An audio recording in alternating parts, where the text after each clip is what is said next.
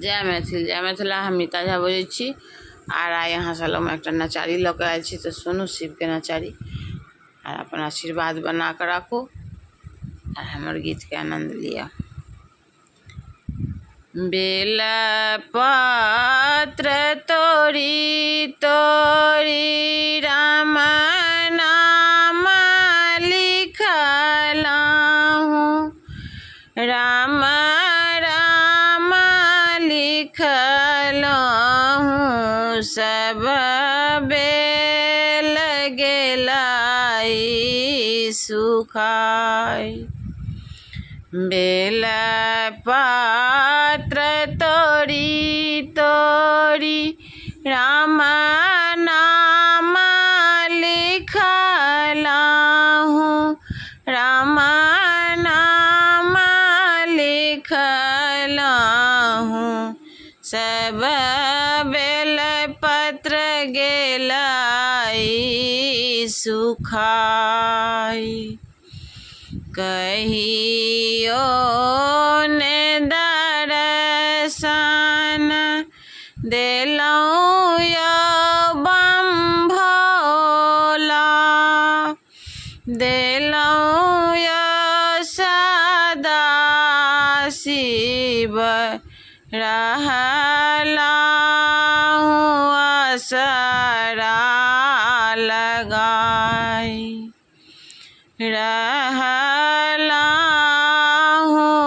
असरा लगाई।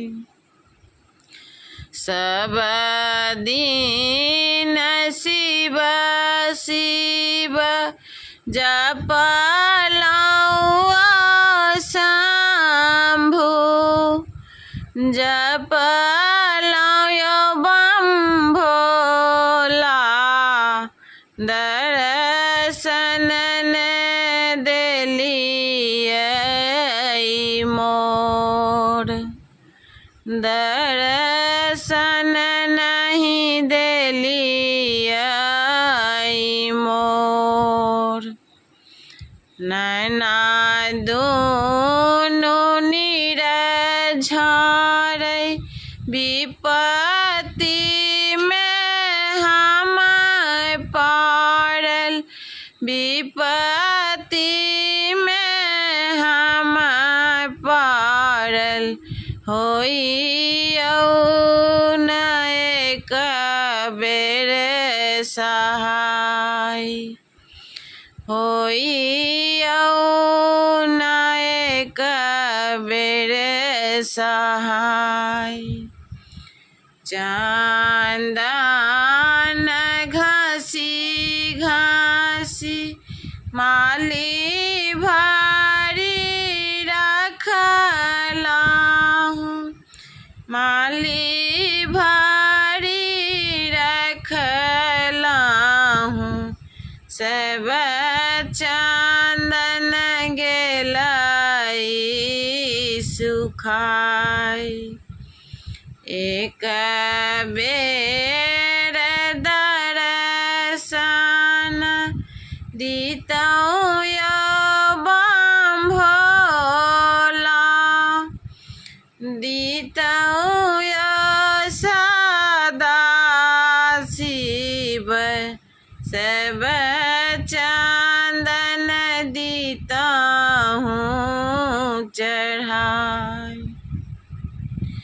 गंगा निकट सँ हम जल भरि लेलहुँ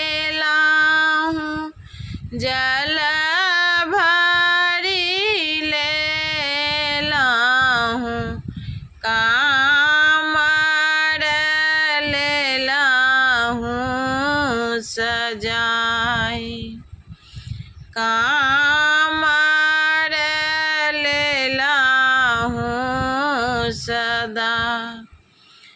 जखने चललहुँ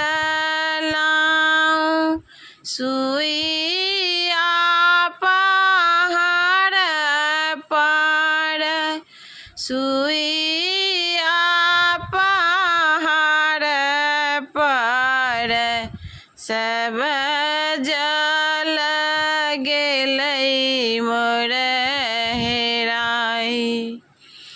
एक बेर दर्शन दितौं यौ भोला, दितौं यौ सदा शिव, सब जल दितहुँ चढ़ाय।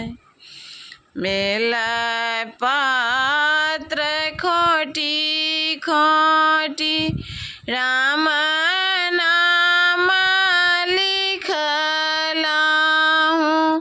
राम नाम लिखलहुँ। सब बेल पत्र गेलै सुखा।